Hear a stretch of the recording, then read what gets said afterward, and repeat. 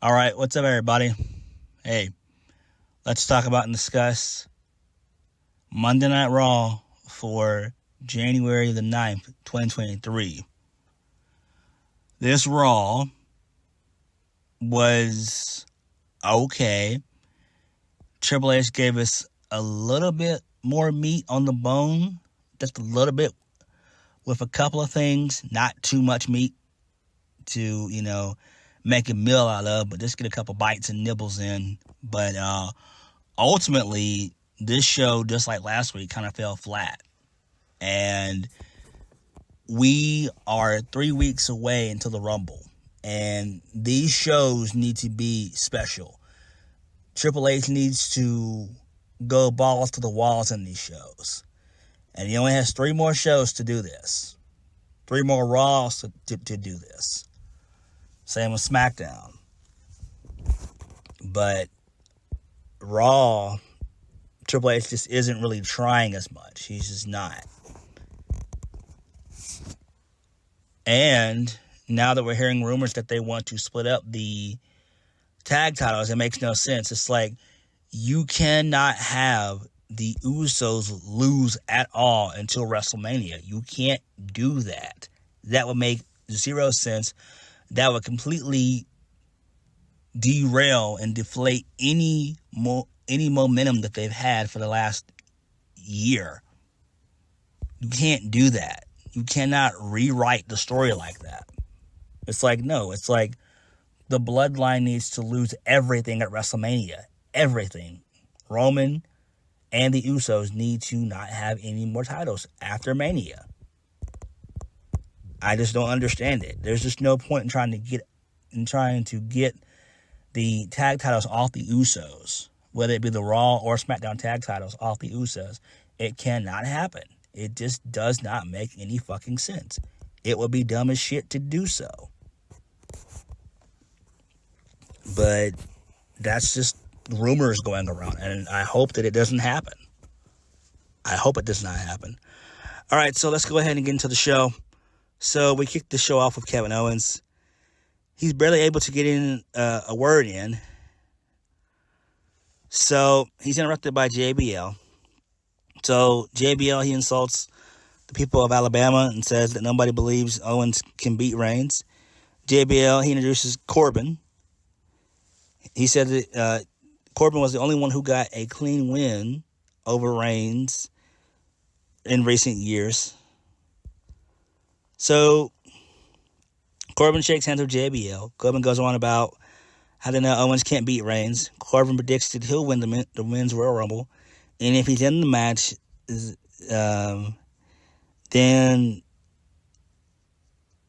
he can go on and capture the title from Reigns in the WrestleMania 39 main event.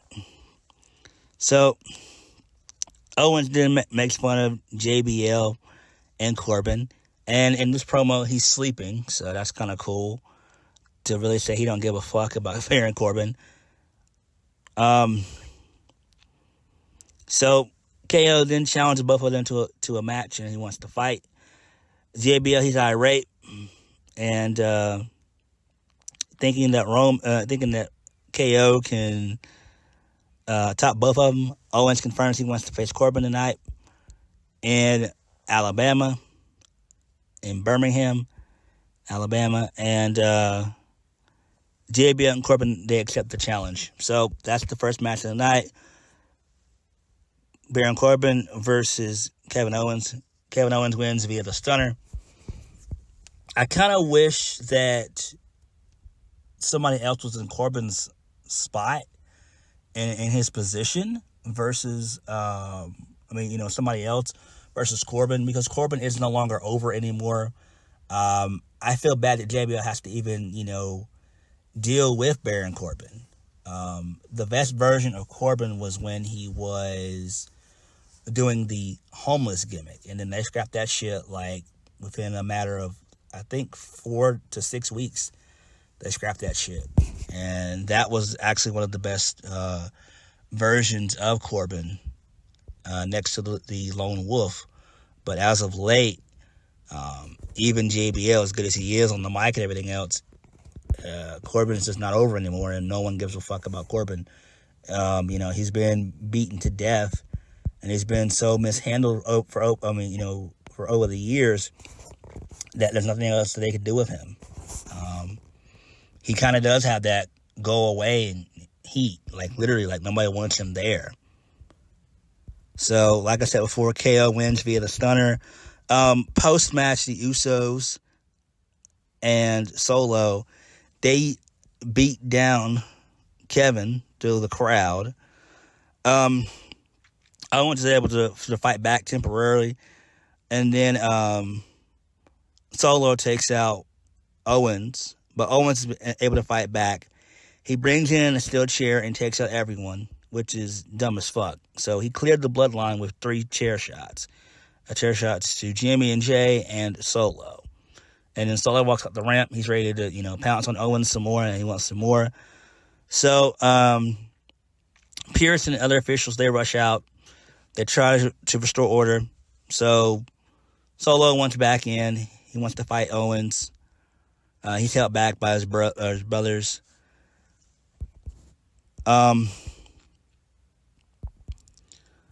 Next, Adam Pearce, he stops the Usos and Solo. They're backstage. He says he's not happy. The Usos say they have a message directly sent from the tribal chief. They argue back and forth with Adam Pearce, and then he announces a tag team turmoil match later on in the night with anyone victimized by the Usos, and the winners will earn a title shot. I'm guessing at the Royal Rumble, I guess. So, the Usos, they're about to dip out and leave, but Pierce says Solo, he's going to be in action tonight. He's going to take on Dolph Ziggler. And then both Pierce and the Usos, they have some words. And Pierce thanks the Usos for visiting Raw tonight. And then the Usos are escorted out by security. And then the Usos and Solo, they share a fist bump, and then the Usos dip out. So, kind of okay way to start the night off, I guess.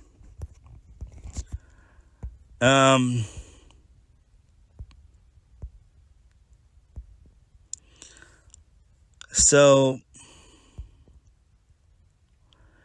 we go into a really cool segment here with Alexa Bliss. So basically, the commentators are saying that Bianca is going to have stitches, but she's going to be okay. And Bliss is going to be fined for a undisclosed amount of money. And we basically see Bliss standing on the announce table. And so she says that Bianca may be champion, but she's the only one here because Bianca went to hide, which is smart on her end. Alexa says that Bianca knows that she doesn't want to be afraid of Uncle Howdy or Bray Wyatt, just afraid of Bliss, because Bliss is the face of evil. Bliss doesn't feel bad about what she did, because she hasn't felt this good in a long time. She says she's finally taking control, and she's the one in charge. She's got the whole world in her hands, and she's not afraid to use these hands to tear more scars into Bianca's face and take the title. And then we get the Bray Wyatt symbol, and then Uncle Howdy, he appears, and then he makes his presence known to Alexa Bliss, and he just stares her down, and that's it. He doesn't even get in the ring or anything like that. He's on the ramp, just staring down Alexa. I'm fine with this. I guess, but they're moving this story way too fucking slow. Bray's been back for basically 3 months, and we've just been getting Uncle Howdy clips and stuff that last 5 weeks. Hopefully, and I'm hoping that come the Rumble, we do see the full reveal of Uncle Howdy. Whether it's going to be Bo Dallas or Vincent, I'm fine with either or. It doesn't matter to me. I'm just ready to get the story on the road. And I am a huge fan of Bray, but man, they are dragging their fucking feet in the mud with this shit. Like, they have got to, kick it into high gear, at least do the fucking speed limit. Damn, they're on the road doing going 20 miles an hour and you can do 35. They're not even doing the speed limit. It just doesn't make any sense. Moving on. So, Bayley, she's given the night off to Damage Control. So we see Mia Yim in the ring. She's about to take on Bayley. So Bayley, she gets on the mic. She says she wants to send a message to Becky Lynch. Bayley says because Becky has a weird obsession with Damage Control, Bayley isn't sure if Becky is jealous of Damage Control's bond because she has no friends. She's not here tonight because either she can't stand what Damage Control has together, or she can't stand the fact that she lost to Bayley. Bayley says she doesn't care about this. And she basically she gave the night off to Dakota Kai and Io Sky. Bayley says they worked so damn hard tonight they got the night off. Bayley tells them to go sit back and relax backstage and tells Lynch to watch what she does to Mia Yim. So Bayley, she wins. She gets her foot on the rope. Later on in the show, Damage Control take out Mia Yim, who they're still calling Mi Chin. So they're probably going to end up calling Mia Yim Mi Chin full time and in due time, I'd imagine. I'm fine with this, I guess. This gives Bayley something, to do until Becky can come back. I have no idea why Becky wasn't on this show for whatever reason, but she'll be back next week. So, I don't know. Moving on. So, Kevin Patrick, he basically says that Johnny Gargano is out for a little bit. He suffered an injury. He has an AC joint sprain. So Kathy Kelly, she's backstage with Candice LeRae.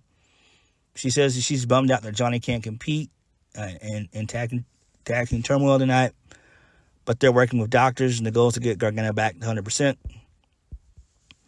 So Kathy then brings up LeRae's recent shoulder injury and asks what's next. So basically, Candice is like, it's the Royal Rumble, and says, what superstar doesn't dream about punching a ticket to WrestleMania? So Rhea Ripley comes out from the shadows and says that she knows that LeRae's excitement is invigorating. She then says that LeRae is delusional if she thinks she can win the Rumble, which I do agree with that 1,000%, and go on to WrestleMania 39. LeRae says she has a better chance than Ripley. Ripley says LeRae only has a chance at having her stupid little pixie wings plucked and ripped apart. But LeRae says, why wait? LeRae says, why wait? We could do this fight tonight. Ripley says, maybe ripping LeRae apart will be a great homecoming gift for Dominik, as he can watch mommy squash LeRae like a bug. So I do like that. So, moving on. Austin Theory, he's out next. And Theory, he gets on the mic and declares that the champ is here. Says you'll have to accept the truth,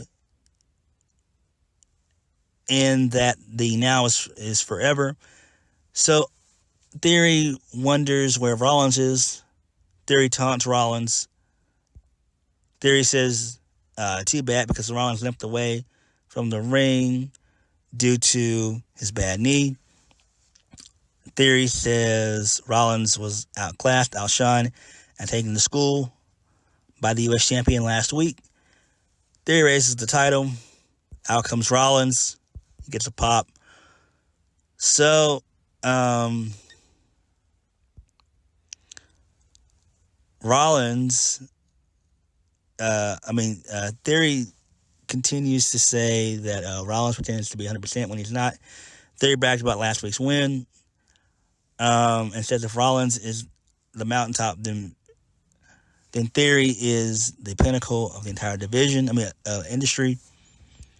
Theory says that Rollins is truly one of the best, but Theory surpassed his ass. He's on to bigger, better things, like when he wins the 2023 Royal Rumble. Theory predicts he'll headline WrestleMania 39, and then he's going to walk out with the U.S. title and the undisputed WWE Universal title. So then Rollins gets on the mic. He asks if Theory's done. Rollins stares at Theory. Rollins admits his knee is not 100%, but says it'll be 100% just in time for him to win the Rumble. Rollins says his knee also would be 100% in time for him to main event WrestleMania. And then the crowd sings his theme song one more time, and then Rollins dips out. So, Austin Theory, he's still pissed. He gets on the mic. Out comes Bobby Lashley to a decent pop. The crowd erupts for him, which is fucking awesome. So Theory then tells Lashley to stay out of his business and to stay out of his ring. He's the past. Lashley enters the ring.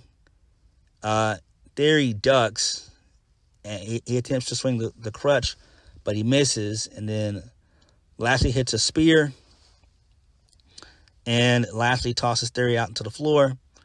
He grabs the mic and says it doesn't matter who's in the Rumble because he's back. His suspension is over, and he can't wait to manhandle the others in the Rumble. So I do like this. I'm glad that he's babyface again, and this is some really good shit here. So I love what they're doing with Bobby Lashley. Moving on, Rhea Ripley versus Candice LeRae. Rhea Ripley wins via the Riptide. It went on a little bit too long. There should have been a squash match. I'm talking about maybe 2 minutes. I think it went on for I want to say 5 to 7 minutes. A little bit too long. But anywho, I'm glad Rhea won that, which is the right decision. I feel like Candice LeRae should have got no offense in at all. There should have been a complete mugging and mauling of LeRae. So, Byron Saxton, he's backstage with Bobby Lashley. He asked him about the Rumble. So MVP, he comes out of the blue and interrupts. Tells Saxton to excuse himself. Him and Lashley have some business to discuss. So, MVP attempts to extend his hand out to Lashley. Lashley's like, nah, not right now. MVP says that he knows that tensions are still high, but he thought Lashley had something to say, like a thank you to MVP for getting him reinstated. Lashley appreciates it. MVP asks if they're good. Lashley says he hasn't punched MVP yet. MVP says that's a start, and that he's just trying to mend fences. MVP says that mistakes were made. Lashley knows how it works and that they're on the same page. MVP's trying to get them back doing what they do best.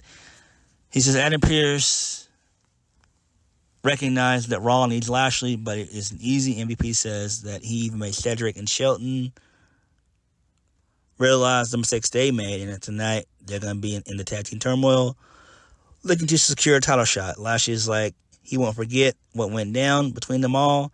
He said they're good, but not right now, man. So MVP and Lashley, they share a fist bump. MVP says that he can respect that. MVP tells Lashley to handle business as he sees fit. But if at any point in time that he decides to expand the business, MVP says his phone is always the same. And Lashley dips out and MVP smiles. So I'm digging this.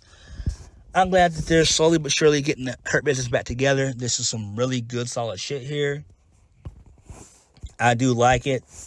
And I do think that a babyface Hurt Business would seem kind of cool. So we get another vignette of Cody Rhodes. So the video includes comments from Cody's doctor. He says things went better better than planned for surgery. But Brandy basically says that this is Cody's major surgery. So Cody, he's laid out in a hospital bed and wonders what's ahead of him.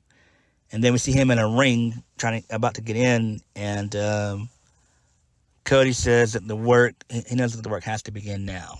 So I'm digging this. I'm loving the vignettes that we're getting from him. We'll probably get a couple more. And hopefully he's like number 30 in the Royal Rumble.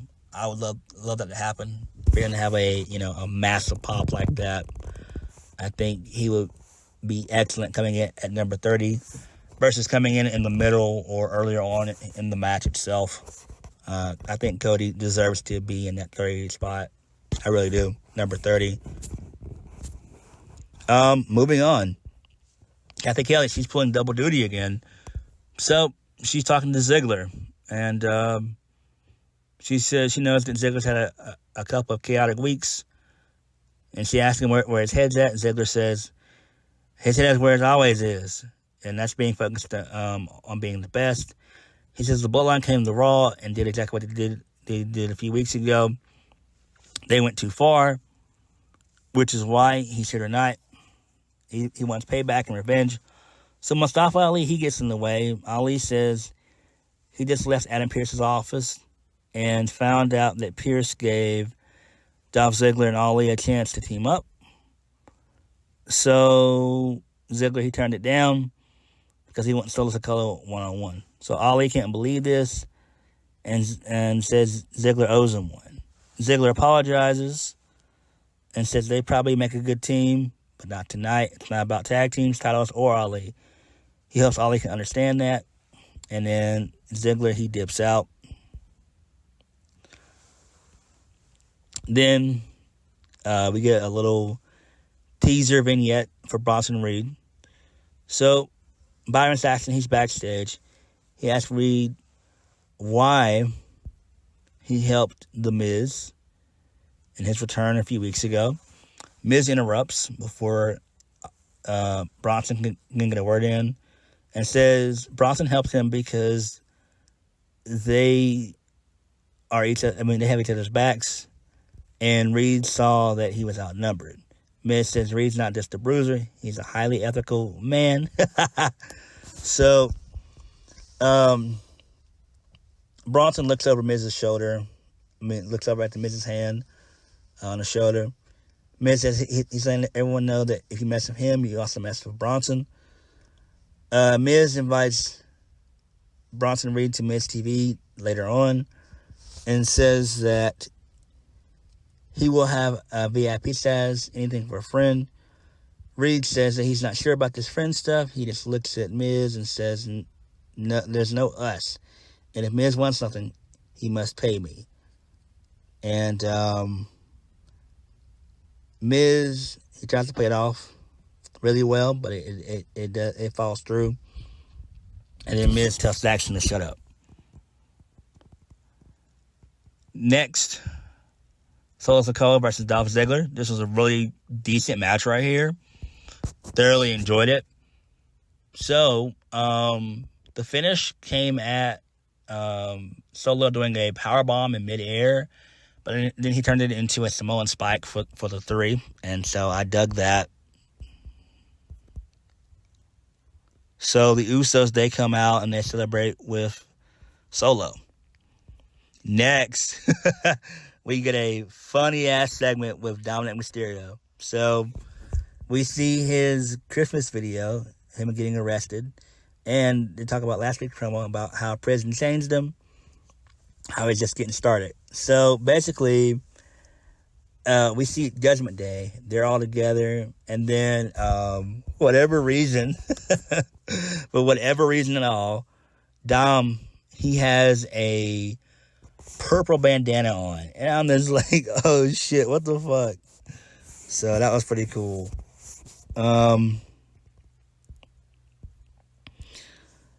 Moving on, so we mentioned, I mentioned Bayley and Damage Control earlier on.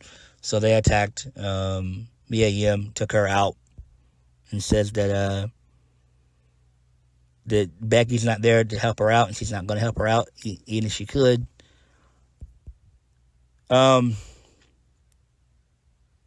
So we get Miz TV. Really cool segment. So basically, Judgment Day, they're in the ring. So Dominik, he's just like a gang member. So Dominik says that he learned that in prison, you always roll with your crew. He also learned that snitches get stitches. Miz tells everyone he wants to know. He says everyone wants to know what happened in jail. Dom says, imagine being locked up with the world's dangerous people, not knowing what your next meal is coming from. And it's pushed or be pushed. So he said he did a lot of thinking, and he decided that he had to do what he had to do if he was ever going to see Ripley on the other side. When life comes at you with terrible changes, you must just grab it by the balls. And then he mentions Maurice in that one. Miz said this isn't about him. Dom said he slapped the guy because he asked him if they had a problem, and that was just that. Miz says that must have been a traumatic experience. And Dom says he knows exactly how Martha Stewart felt. Miz says his sources told him that Dominik only spent a few hours in jail. So the Judgment Day, they step in. So Priest and Finn, they threaten Miz. Miz says maybe he was misinformed. Priest says Dominik will be at ringside to watch he and Balor win the main event. And then Priest threatens Miz again, but he's interrupted by the OC. And so that sets us up for the main event, being tag team turmoil. So the first team was the OC and Judgment Day. The OC was eliminated first, followed by the Hurt Business, Cedric Alexander and Shelton Benjamin. They were eliminated next. Then Alpha Academy, they had a good showing in here. And for whatever reason, Otis and Gable, they decided to work a babyface. They were good. They actually got in the Caterpillar, and they even did a hot tag spot with them. And so I thought that was kind of cool. So they were then eliminated by Judgment Day. And then the Street Profits versus Judgment Day. Those were the last two teams. Judgment Day, they win. And post-match, the Bloodline, they come out and they stare down Judgment Day. And then we go off the air. So I think that's pretty cool. I'm glad that Judgment Day won, but it kind of makes sense to an extent. But do you really want the gold off of the Usos? You don't want that at all, period. Raw in general was okay. We got, Uncle Howdy stuff, which is always good. I'm fine with that. We're slowly but surely seeing the reuniting of the Hurt Business, which I can get down with. And you might be able to have Mustafa Ali possibly join. I hope not, but anything can happen. And that's kind of it, The tag team turmoil main event was just that. It was to fill time and have something to do. But all in all, it was decent. So Raw needs a lot more work, but they cannot take the tag titles off the Usos at all. Under no circumstances does that need to happen. So, on that note, thank you guys for watching. Please hit the like button, comment down below, and subscribe for my videos. I'll catch you guys later. Triple H has got to do better at booking these shows. He only has 3 weeks to turn this stuff around for Raw. The same with SmackDown. I'm out. Peace.